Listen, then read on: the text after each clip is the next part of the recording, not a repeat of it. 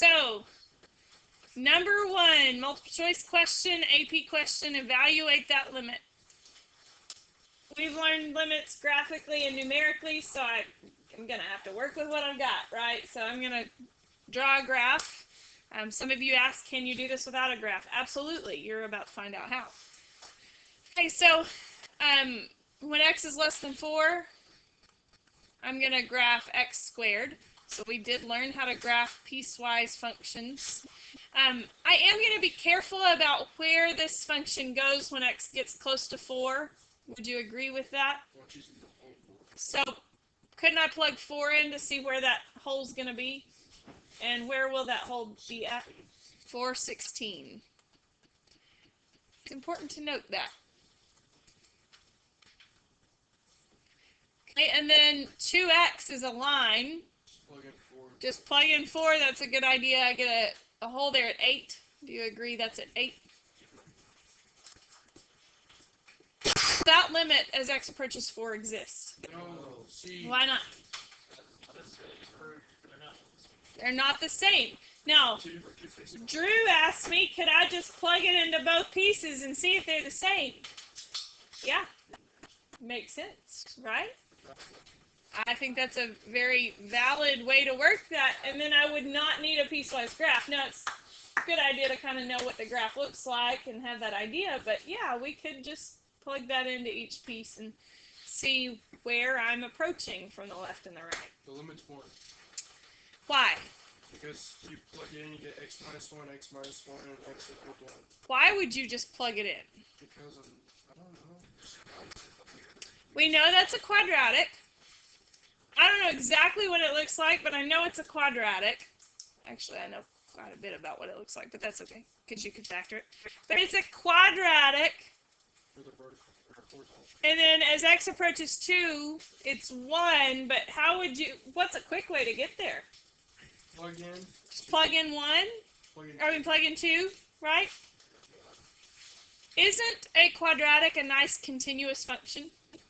Isn't the limit going to be the same as the function value on a nice continuous function?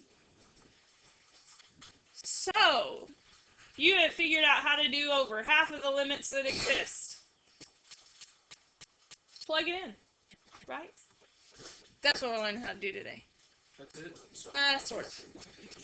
Okay. I do want to introduce you to the formal definition of a limit. This is not part of AP Calculus curriculum, which means you don't have to know it or understand it. However, college calculus courses feel very differently about that, and some of you will go into those after this. So I want to introduce it to you, but I also don't want to scare you because it is kind of, it's tough. But this is the formal definition of a limit. This is what you would read in a calculus textbook. So you remember Friday I gave you Miss King's definition.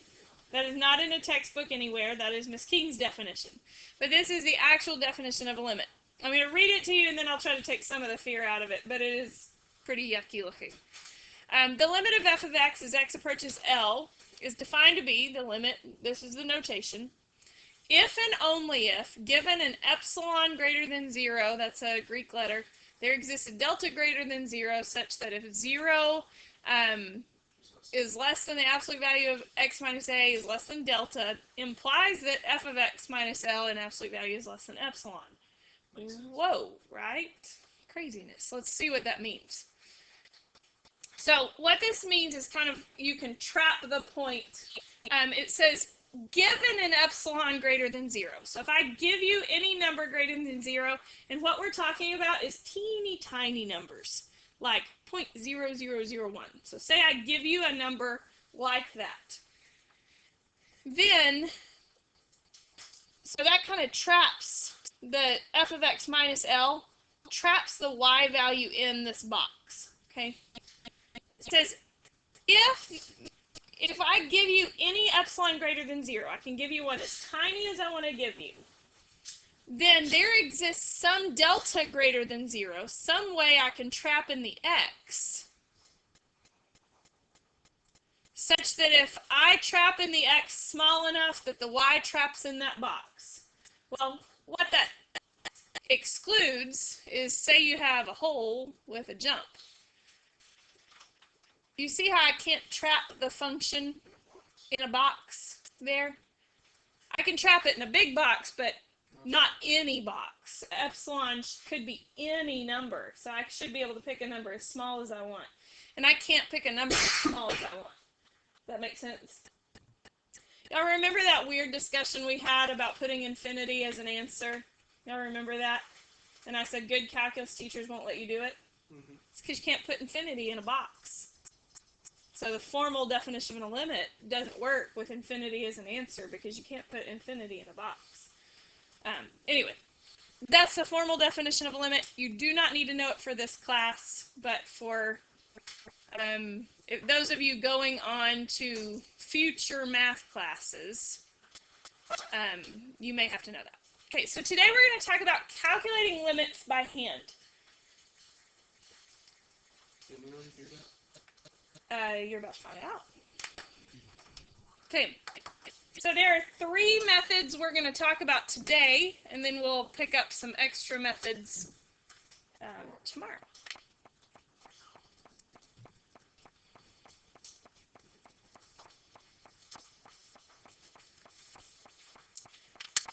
You figured out the best method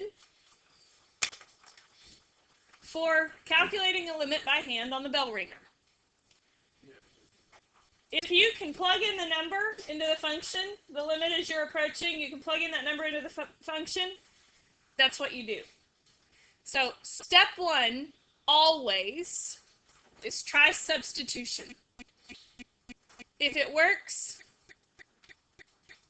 you win. You're done. Yes, you win. I like it.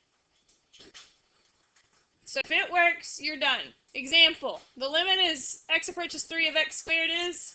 9. Everyone see how that works? Plugged in a 3.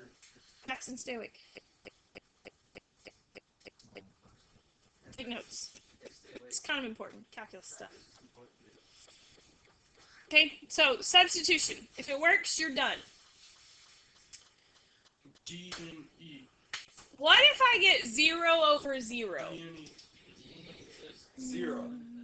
What kind of Oh, it's a functions? hole. Crap. So yeah, it would be the same. Ah, a hole, right? If we get 0 over 0, isn't that a hole? And you can have a limit at a hole, can't you? So this case is the one where there's the most work to be done. If you get 0 over 0, the graph has a hole, and the limit does exist. You'll have to try some other methods to find it. The first method, as you can imagine, is factoring and canceling the hole, right? Find the y value of the hole. We've done that before, haven't we? Remember me telling you that would be important for calculus, that I made you find that y value of the hole? In fact, that whole time you were finding limits. You didn't know it, but you were finding limits. So if you get 0 over 0, the graph has a hole, the limit does exist, I'm going to say more work to do. Okay, so if you plug a 0 into x squared, you get a 0, but there's not a hole there. You didn't get 0 over 0. Wasn't 0 the same as Is it? 0? Type 0 in your calculator, push enter. Type 0 over 0 in your calculator, push enter. We're gonna have to say 0 equals 0, and 0 divided by 0 is 0 divided by 0 is an issue. But 0 is...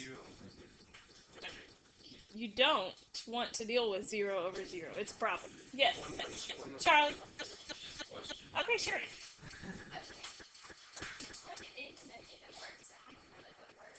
If you get a number, you're done. Any number. That's the answer, and you're done. Yep. Fraction 0. 0 is an okay number. Don't throw out 0. Nothing wrong with 0. If you get a number, you're done. Okay. If you get 0 over 0, which we know is undefined, we know that's an issue, right? That's a hole, and there's more work to be done. In fact, that's what we're going to spend most of our efforts on today. Maybe. Maybe not. Last case. either a hole DN. You could get a number over 0. What types of functions or what on a function is going to give you a number divided by 0? What graphically are we looking at if we get a number over 0? That's cubics. Asymptotes. We agree from our rational function review if we get a number over 0. So there's a 0 on bottom, but there's not one on top. Isn't that a vertical asymptote? So the answer to that is most likely does not exist. Now, if we want to look from the left or right, we could talk about it being infinity or negative infinity from the left or right, but double-sided does not exist because we're approaching infinity or negative infinity from either side. Okay, so if you can plug it in and you get a number, you do and you stop. So let me revisit the bell ringer. X squared minus 2x plus 1. 4 minus 4 plus 1. 2 squared is 4 minus 2 times 2 plus 1. I get 1. I got a number, so I stop. You're a winner. Yes, I'm a winner. So if you can plug it in and get a number, you stop. It's okay if it's a fraction. It's okay if it's a decimal. It's okay if it's nasty. If you get a number, you stop. So the rest of the day is going to be spent on what if you don't get a number, right? So the first one I want to look at is x squared minus 7x plus 12 over x squared plus x minus 12. Step 1, plug in 3. Everyone do that for me. Don't skip that step. You will do a lot of unnecessary work if you skip that step. Do not do it. Try that step. Because you're trying to figure out if you get a number. If you get a number, so if I graph a function, if there's not a hole or an asymptote, don't the limit and what the function equals, aren't those the same? If there's no hole, no asymptote, if I'm approaching from the left and the right, isn't that the same as f of, say this is 2? Isn't f of 2 and the limit the same number? Does that make sense? So always plug in the number that you're approaching first. Really, all you have to do is plug in a 3 on the bottom. If you get 0, then... Okay, does that make sense? Abby? Yeah, I thought that was good. Oh, okay. So you always plug in the number that you're approaching. If you get a number answer, then this was a nice, pretty function, and that's the answer, and you're done. Sweet. If you get a 0 over 0, then you are getting a hole, and I need to find where the hole is. If you get a number over 0, you are getting a vertical asymptote, and that limit does not exist. Does that make sense, Abby? Yeah. Okay. All right. Okay, so you get 0 on bottom, so you have to do stuff. Okay, I get 0 on bottom. Do I get 0 on top? Yeah. Okay, so step 1, I plug in the number. I happen to get 0 over 0, which lets me know there is a hole. Now I just have to find it. But it kind of let me know what I'm looking for. How do I find holes? You factor in. You factor, right? What's the top factor to be? X minus 4, x minus 3.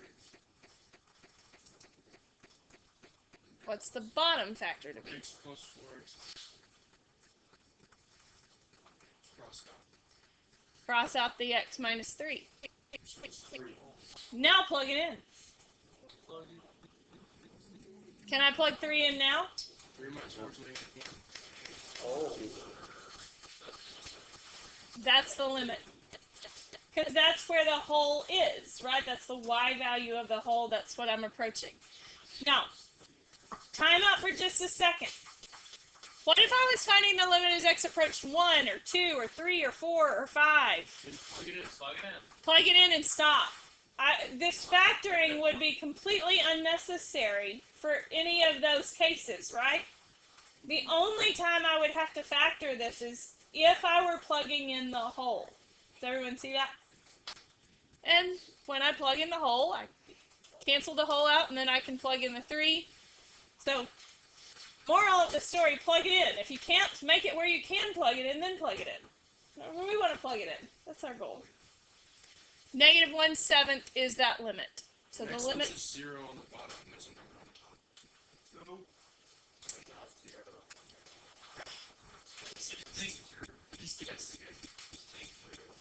Okay, what am I going to do on this one? I'm going to plug in a 0, right? And what do I get if I plug in 0? 0 over 0. I get 0 on top and 0 on bottom, which lets me know what? Hole. There's a hole, and there's more algebraic work to do. Now, the first case, I was able to factor and cancel. This one is not in a form that I can factor it in, so what would you do algebraically? Distribute it out. Multiply the x plus 2 times the x plus 2. So I'm going to do the limit as x approaches 0.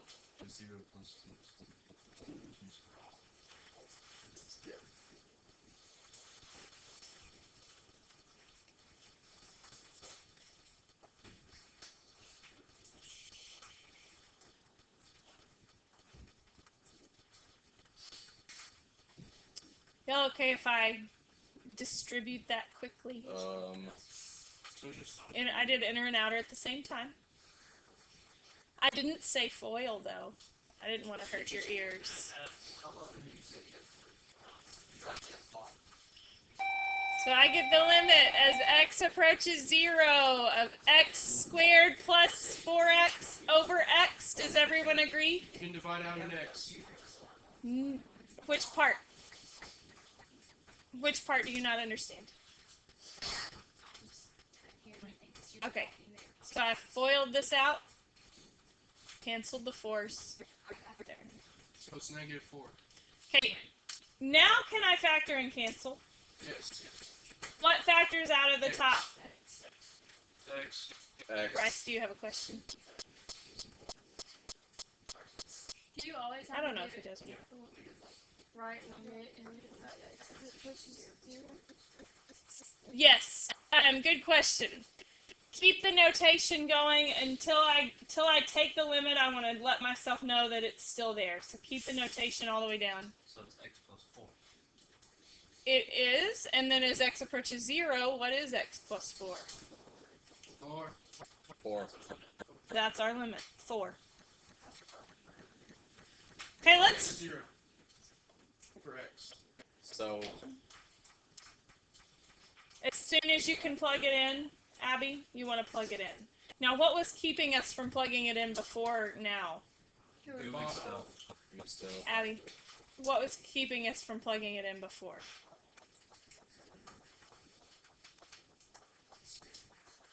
See the 0 on the bottom? How that was a problem because we got 0 over 0? Does that make sense? Yeah. So now as soon as I got this to factor and the x's to cancel, then I just had the limit, and I'm going to show this last step, you wouldn't have to. I just had an x plus 4 with nothing on bottom now because the x is canceled. Now can I plug in 0? And I get 4. You're new at this. How could you know if you're doing it right?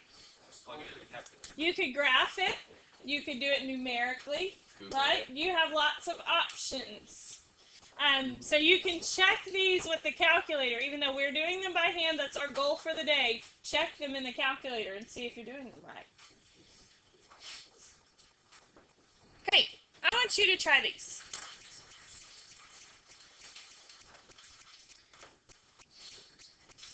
Okay, number 1 or top left. What did you do first? That should always be your answer. When I say on a limit question, what did you do first? Plug it in is your answer. I always try that first.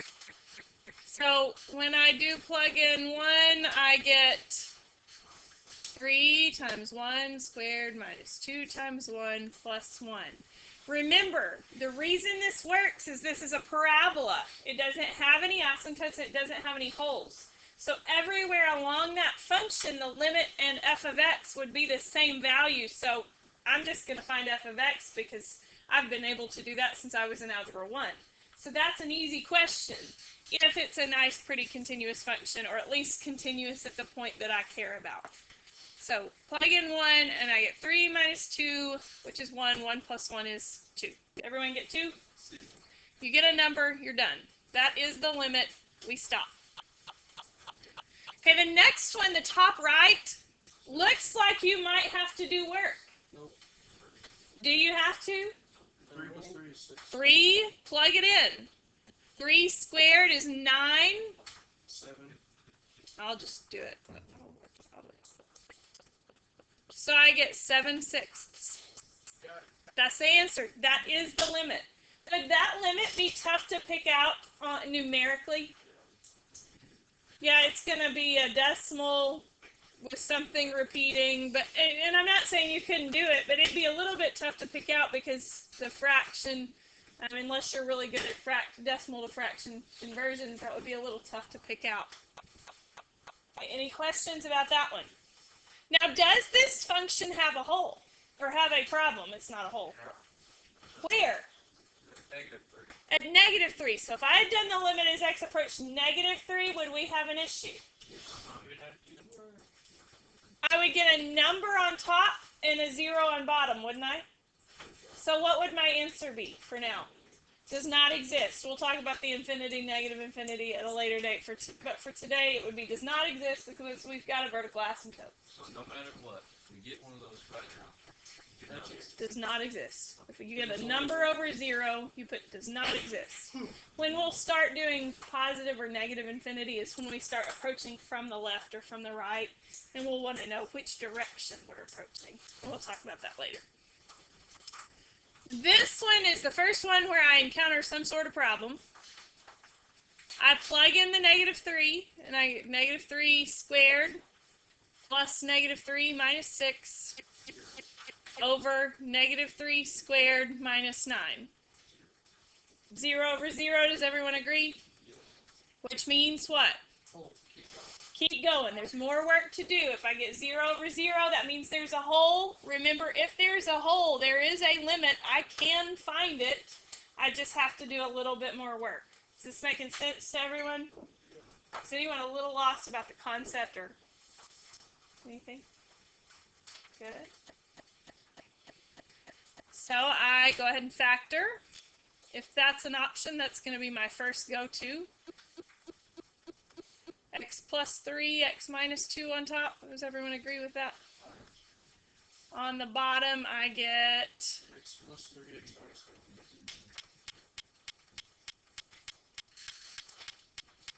x plus 3's cancel. It's just, I was just writing too fast for the board. Sometimes it can't think as fast as we can. Now can I plug in -3?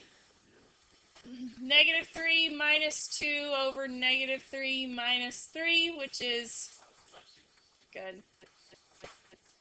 You do not have to show that much work. Okay, any questions about that one? The next one looks like it's impossible. It's hard. Sine pi over 2 is 1. You tell me I just plug it in. I do what? I plug it in. So I get pi over 2 times the sine of pi over 2, right? Pi over 2. And the sine of pi over 2, what is the sine of pi over 2? 1. So this is just pi over 2. Did I get a number? Then I'm done. If I get a number, I'm done. Even if it's a nasty number. But if I get a number, I'm done. Yay! Oh, we gotta do it. Well, we need to try some nasty factoring examples. Try these two. Oh, I forgot that.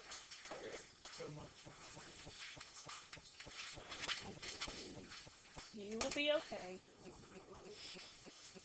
Really?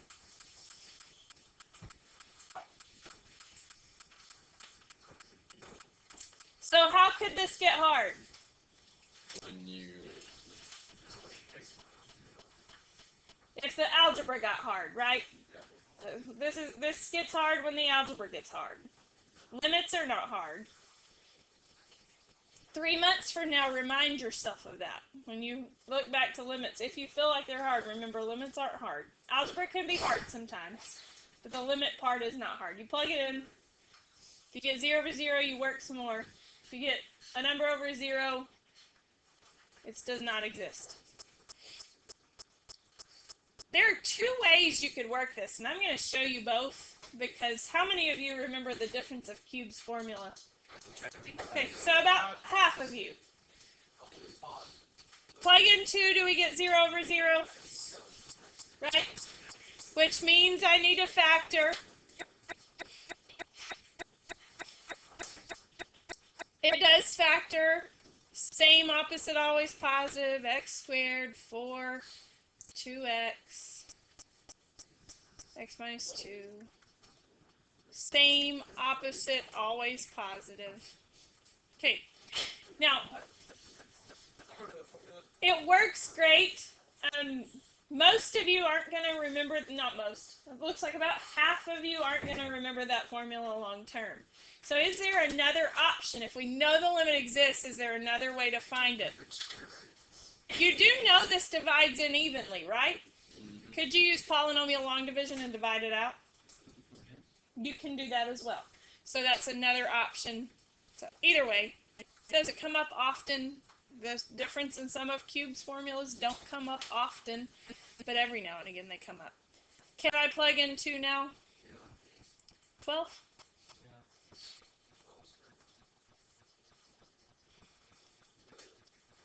What about the next one?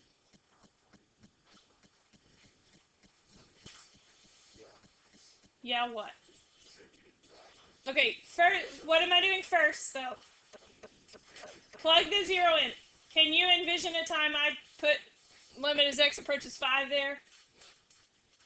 And that limit would be 120, well, I have 75 over 5, so 15, right? I could do that, and it has a limit. It's a number. You don't want to do the algebra if you don't have to. So make sure you plug it in and try it first. But on this one, we do, in fact, get 0 over 0, so there is more work to do. I can't factor it, so what am I going to do? Whatever algebra I can see to do, right? And so on this one, I can see that I need to distribute the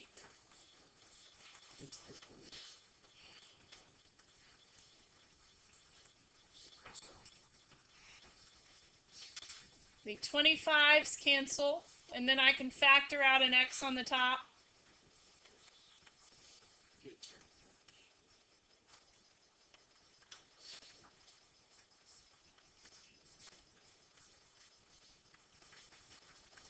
So that limit is 10. Any questions about that one? Okay. Ignore the finish homework one. In last time I taught this, I didn't quite finish because we had first day of school stuff. So we didn't quite finish the limits numerically in my. So we did this one. So your only homework is this paper. It's a, what is it, 10 problems on there? Maybe more than that. Not very many. 13. And the food for thought question, I do want you to do it. It's not a bonus. I do want you to do it. You get homework that one. First day of school. No, but it was close, and we were still like handing out books. It was, I think it was the second day.